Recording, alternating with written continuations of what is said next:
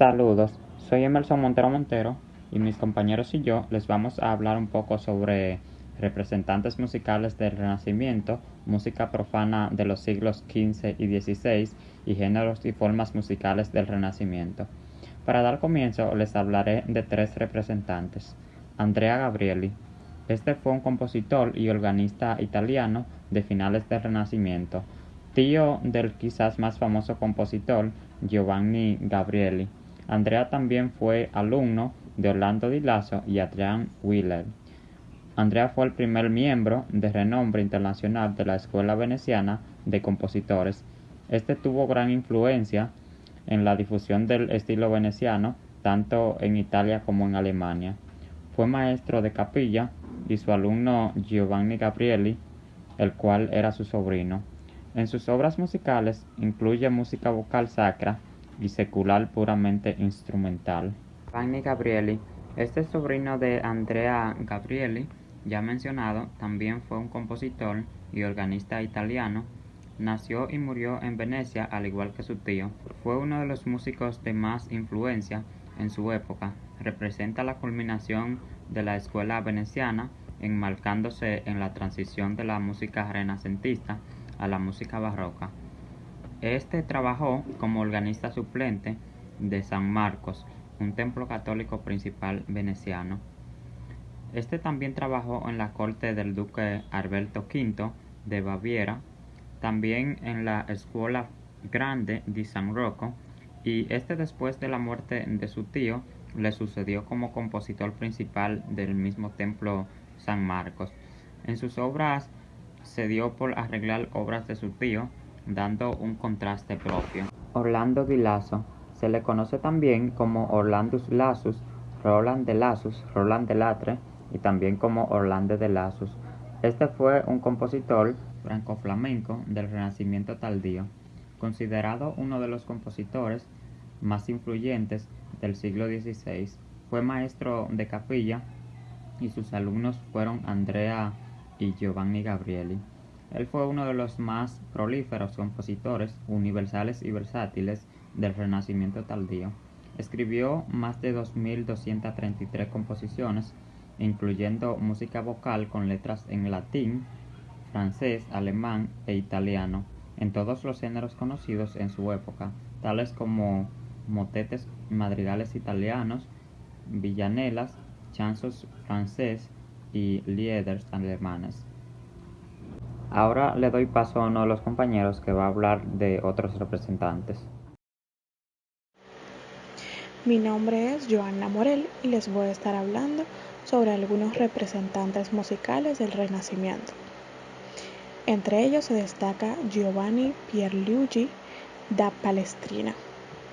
Este nace el 3 de febrero de 1525 en Roma. Fue un compositor italiano renacentista de música sacra y el representante más conocido de la escuela romana de composición musical del siglo XVI. Tuvo una influencia duradera en el desarrollo de la música eclesiástica y secular en Europa, especialmente en el desarrollo del contrapunto, y su obra se considera la culminación de la polifonía renacentista. Su producción musical está formada casi en su totalidad por piezas polifónicas y de carácter sacro, destinadas a acompañar a la liturgia católica. De sus 105 misas, más de 70 están compuestas sobre el cantus firmus o canto firme de melodías gregorianas. De ellas, 51 son misas parodia y 31 son misas paráfrasis. Además, compuso unos 500 motetes, incluido un famoso Stabat Mater o Estaba la Madre, y los 29 piezas de la canción de Salomón, así al menos 72 himnos, 2 canciones sagradas, 11 letanías, 35 magnificats, 68 ofertorios, 49 madrigales sacros, 94 madrigales profanos y 4 o 5 conjuntos de lamentaciones. Una de las características distintivas de la música de Palestrina es que las disonancias son típicamente relegadas a los pulsos débiles de las composiciones. Este es un hecho que genera un tipo de polifonía más suave y consonante, que actualmente se considera característica de la música renacentista tardía. El estilo de Palestrina es la base del conjunto renacentista que hoy se imparte en los conservatorios, gracias sobre todo a los esfuerzos del compositor y teórico del siglo XIII, Johann Joseph Fuchs, quien en su libro titulado Gradus ad Parnassum de 1725 codificó las técnicas compositivas de Palestrina como una herramienta pedagógica para los estudiantes de composición. Fuchs dividió el contrapunto en 5 especies que establece una serie de pasos donde los estudiantes pueden trabajar en las composiciones de voces y combinaciones de las mismas. Según Fuchs, Palestrina estableció y siguió 4 principios básicos. Entre ellos, el flujo de la música es dinámico, no rígido ni estático. La melodía debe componer pocos saltos entre las notas. Si ocurre un salto, tiene que ser pequeño e inmediatamente contrarrestado con un movimiento escalonado en la dirección opuesta. Las disonancias deben limitarse a suspensiones, notas pasajeras y tiempos débiles.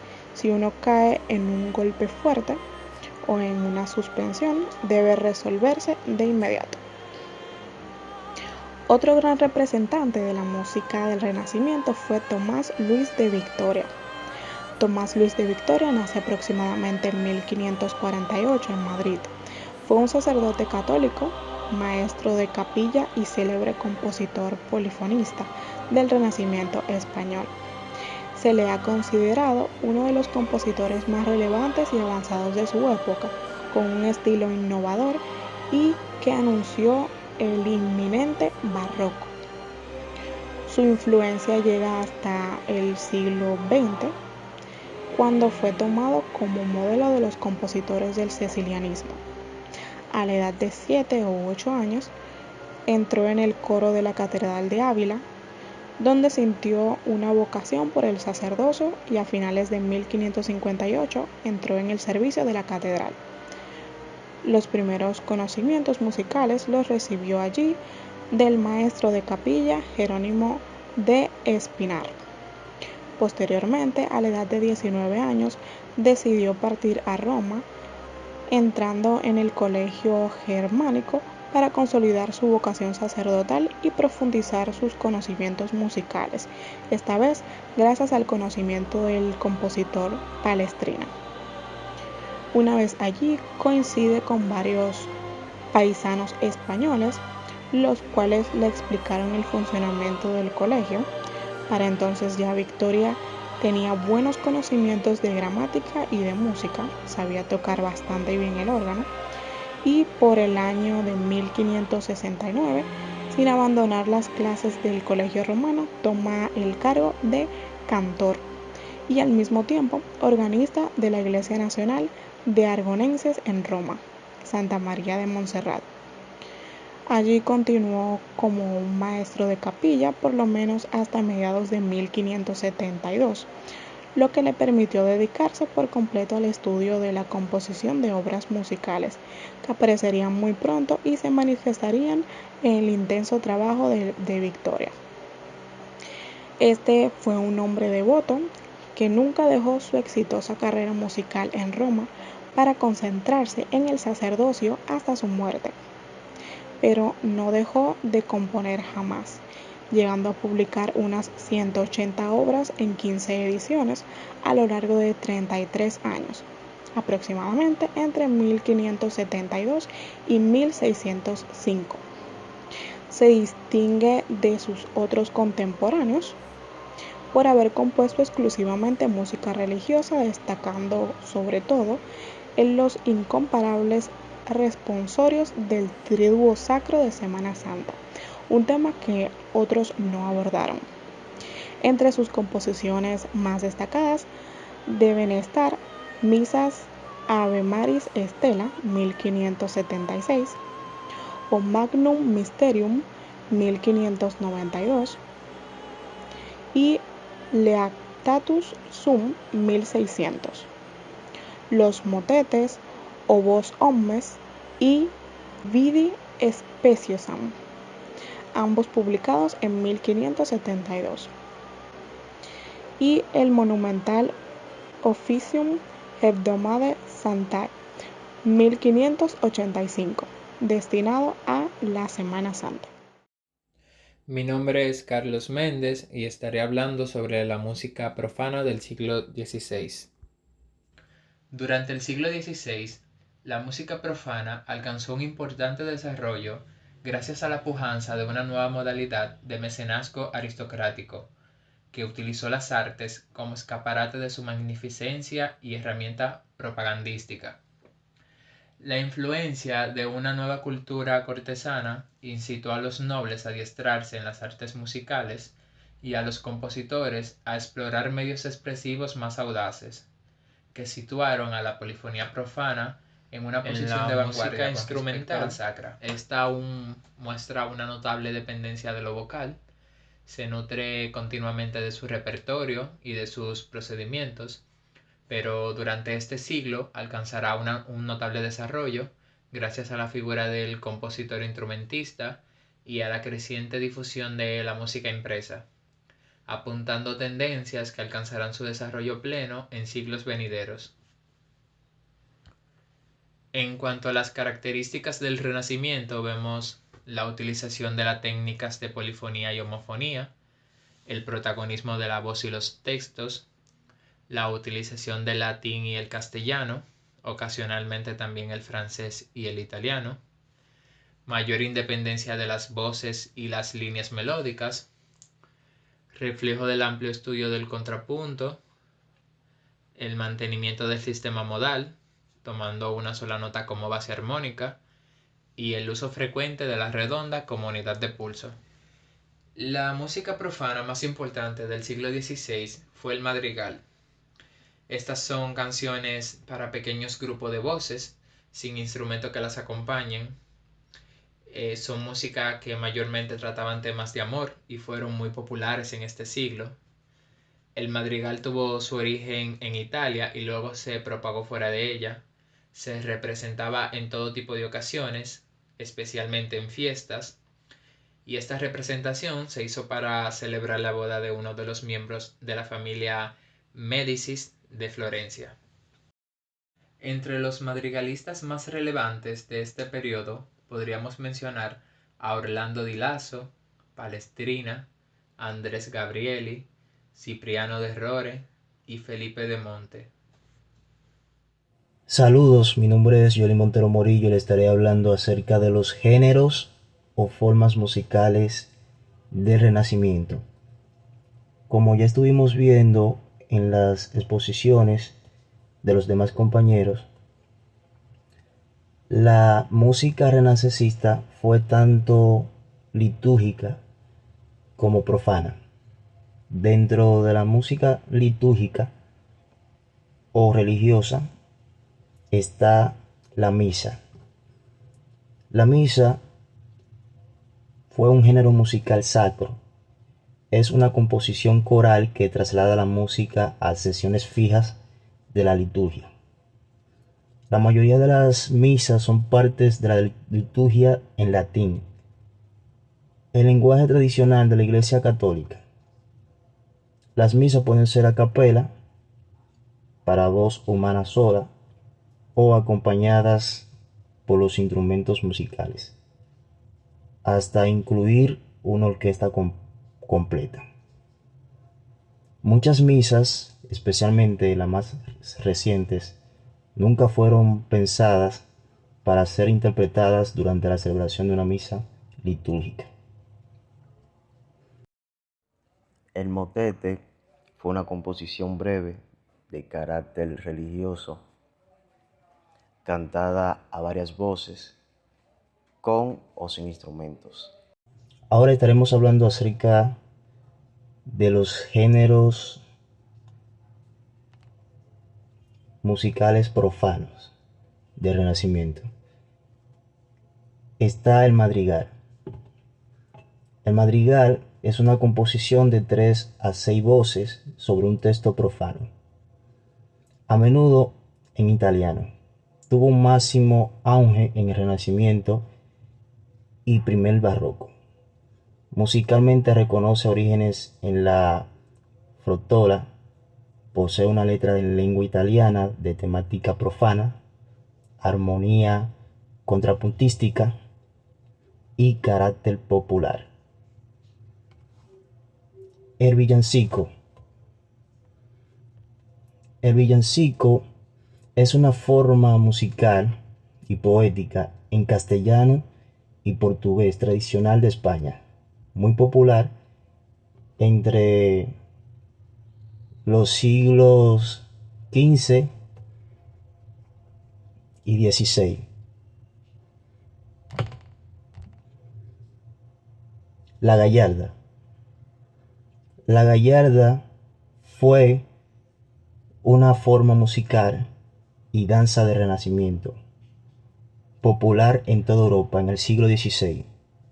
Se menciona en manuales de danza de Inglaterra, Francia, España, Alemania e Italia, entre otros.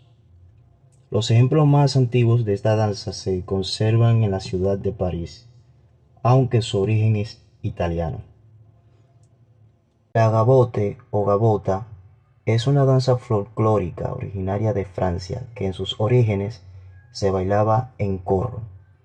Se convirtió a finales del siglo XVI en una danza cortesana y hasta el siglo XVIII fue la base para muchas piezas instrumentales.